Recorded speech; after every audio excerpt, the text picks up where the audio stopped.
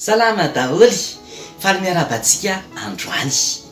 Faly miaona antsika indray amin'ny alalan'izao fandaharana ianarantsika ny tenin'Andriamanitra zao.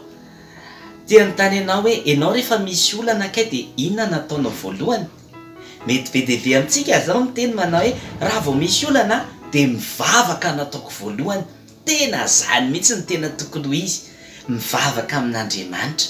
Fa indraindray tsika tena manadino an'izany mivavaka izany, dia isika no mamany olana. Raha misy olana zany ianao dia ianao mamany le izy, dia ny olona rehetrarehetra miezaka mamany le olana amin'izay mba mivaly olana.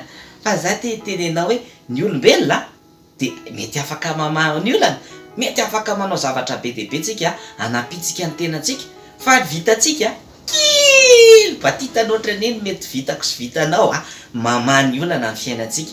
Fa Andriamanitra afaka mavita mihoatra lavitra noho izah.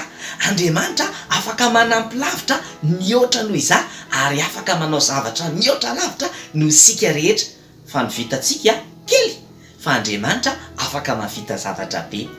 Zany indrindra no nitranga tamin'ny zanak'Israely nanana olana ry zareo.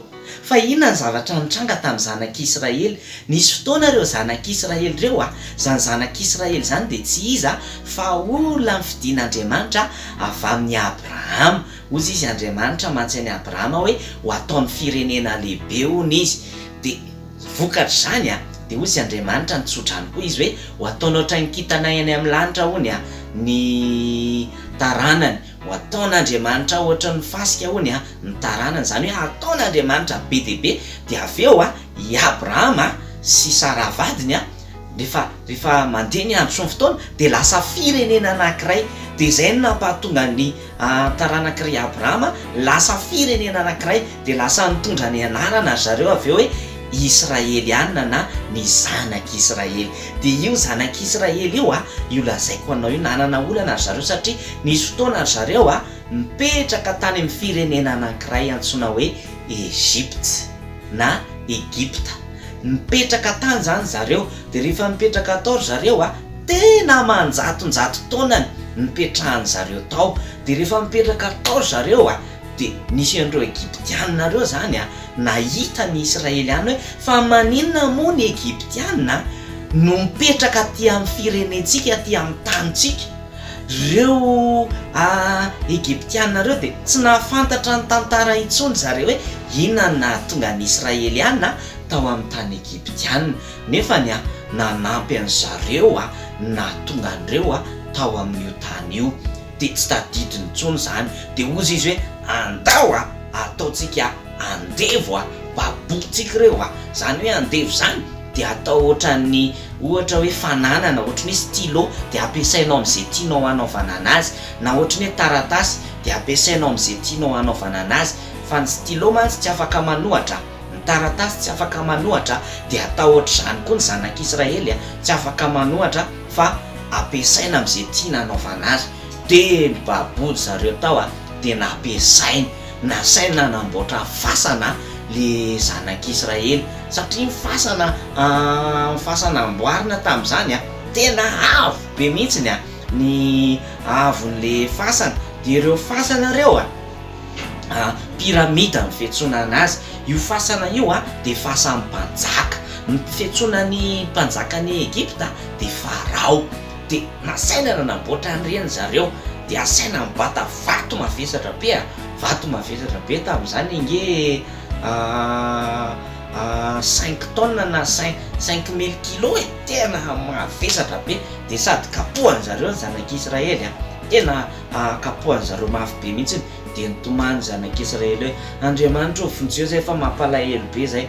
Dia nefa ny Andriamanitra mbola tsy tamin'io fotoana io namonjy anazy, fa mbola ho avy ny fotoana hamonjen'Andriamanitra azy. Dia tena natsiaro ny jaly ny zanak'Israely.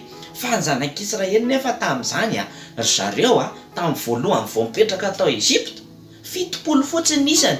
Fa rehefa avy eo dia nitombo ry zareo, satria amanjato taona izy mipetraka tao, nitombo be dia be. Lasa ray alina, lasa 2 alina, lasa 3 alina, lasa 4 alina, lasa 5 alina. Avy eo lasa 1 hetsy, lasa 2 hetsy, lasa efatretsy ny isan'ny zareo tombony betsaka ny betsaka tena natahotra amin'izay ny Egyptianina. De rehefa natahotra ny Egyptianina de ozy izy zareo hoe raha ohatra moa zany tsika Egyptianina ka misy fahavalo manafika de manampy an'izany reo le fahavalontsika ireo zanak'Israely reo, tonga de resitsika fa zao ataotsika alao ahena anisan'ireo de zao no ataotsika voateraka zazalahy kely zareo tonga de vonoina daholo. Tena antsony zareo aloha tamin'ny voalohany ny rasazy le mpamiteraka reny sage-femme de niteneny zareo hoe hitanareo raha vao miteraka ireo zanak'Israely reo tonga de vonoa raha vao zazalahy, fa raha zazavavy avelao velona fa ny zazavavy tsy mahay miady reny. De tsy nentina anao le mpamiteraka tsy nentina anao izy. Lasa ndray le farao nandeha niteny tany amin'ny miaramila rehetrarehetra hoe mandeha anareo de mibaikony hoe vonoy ny zazalahy kely rehetrarehetra zay latsaky ny roa taona tonga de vonoy daholo. De nataon'le miaramila ny Egyptianina zany de nitomany reny zanak'Israely satria tena mijaly ry zareo. De tamin'izay fotoana zay nisy mpivady kely zay nananjanaka ry zareo.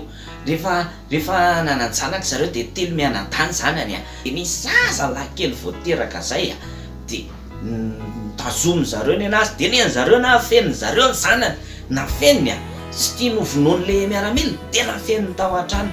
Fa nandeha ny 2 volana 2 volana 3 volana tsy azo nafenina ntsony le zaza satria ny ankizy tsy mahay miteny, fa ny ankizy any rehefa miteny de mitomany izy. Rehefa misy zavatra tedaviny de mitomany.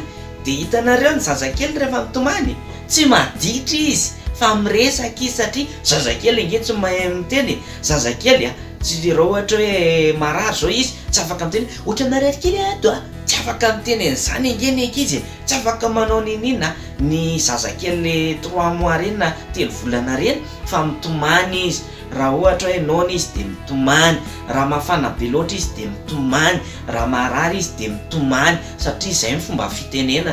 De zazakely zany tsy maditra zany fa iny ny fomba hitenena. De tsy azo nafenina ntsony le zazalahy kely fa mitomany de mety reny miaramila avy any ivelany ihany. De inona nataony zareo? Mitady vahaolana ry zareo. Hitanao ny olombelona rehefa manana olana de mitady vahaolana izy. Fa inona ny vahaolana mety mba vitan'izy mivady reto hoe hanafenany an'le zanany mba ho velona ny zanany, satria tiany ho velona le zanany de mitady vahaolana izy amin'izay velona ny zanany. Tena zavatra nataony na namboatra berceau kely ry zareo, na namboatra ohatra fandriana kely ry zareo de nasiany lakôly de io fandriana io ho alefany eny ambony rano. De rehefa nanamboatra an'le izy de nasiany sarony le izy de napetrany tao le zazalahy kely. De amin'izay mba hoe velona hono le zaza de nalefa ny tany amin'ny renirano le zaza satria nisy renirano zay antsoina hoe Nely teo amin'ny tany Egypte. De nalefany teny amin'io renirano io le zaza kely. De rehefa nalefany tamin'le renirano le zaza kely de zavatra nitranga niteneny le maman'le zaza kely le zanany vavy hoe mandeha any ianao Miriam jerijereo de raha hoe makaiza ny alehan'io zazakely anaty berceau io. De nalefany zareo teny amin'ny rano de lasa nandeha. Rehefa nandeha le izy tonga teny amin'ny toerana anankiray misy any toerana zay nandrony zanaky ny mpanjaka le princesse zany nandro teo. De rehefa nandro teo le princesse de nitazana izy de nahita hoa io inona koa izy zavatra mitsingevangevana ambolon'ny rano iny. De natsony le olona niaraka taminy alaivinareo io. Tonga de nalainy zareo le izy sokafany amin'izay le izy. Zaza kely nitany tao soana aniela motany zaza kely ay ataoko zanaky ty ozy izy le princesse. Ozy izy le olona niaraka tam'le princesse hoe ny dadanao nefa niteny fa tsy maintsy vonoana ny zazalahy kely zay latsaky ny 2 taona fa tsy maintsy vonoanao io. De izy tsy nety ty anankiray ty ataoko zanaky ty de ataoko prince ty fa ty mba teneniko amin'ny dada hoe aza vonoany ty fa alao mba ho ataoko zanaky ty fa ito anankiray tsy vonoana.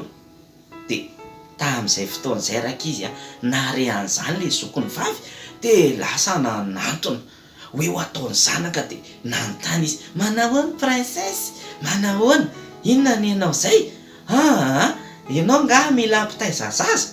De eno sisy mila ampitaiza zaza tokoa kay a. Ie, andana de tafy ianao nga mahita? Ie, mahita za. Lasa inga Miriam manakany amin'ny mamany. Maman e, ahoana? Fa misy ino? Noany voaina le zaza. Ainga maman, fa manino? Nalay amin'ny princesse le zaza kiny. Zany de ahoana? De ho tezainy ataony zanaka hono de mitady pitaiza izy de maman natsoko andao ary de lasa zareo. De tonga de niresaka tam'le princesse ny maman'le zaza. De ozy izy le princesse hoe zao manomboka zao ty zanako ty de zao de omeko vola ianao, omeko karama ianao, de zao ty zaza ty de rehefa lehibe izy de aterinao makany amiko. Fa faly be le ramatoa satria sady tsy matiny zanany, mbola izy ihany nitaizany zanany, mbola izy ihany koa mahazo vola nefany zanany ihany tezainy. Hitanao ny olona mieritreritra fa mety manana vahaolana hoe mba hampavelona ny zanako de alefako eny ambony rano. Fa rehefa Andriamanitra no miasa de ozy izy Andriamanitra hoe lehibe indrindra eo amin'le tanàna mihitsiny no saiko mahita an'le zaza de amin'izay tsy ho faty io zaza io fa ho velona. Andriamanitra de manana hevitra mihoatra lavitra amin'ny fiheverantsika. Dikan'izany manomboka zao mahazo vavaka ianao miresaka amin'Andriamanitra fa Andriamanitra afaka manampy antsika rehetrarehetra mihoatra no zay eritreretintsika.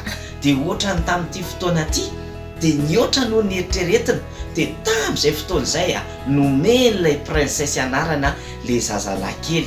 Nataony hoe nalaina avy amin'ny rano ny anarany. Dikan'izany hoe nalaina avy amin'ny rano zany de hoe Moïse na Mozesy. De nantsoina hoe Mozesy zany ny anaran'ilay zazalahy kely. De afaka mivelona le zazalahy kely afaka nitohy velona ary zavatra mahafinaritra. Lasa tonga de nisy piaro izy tsy narovana manokana izy de tsy maty le zazalahy kely tsy anisany maty.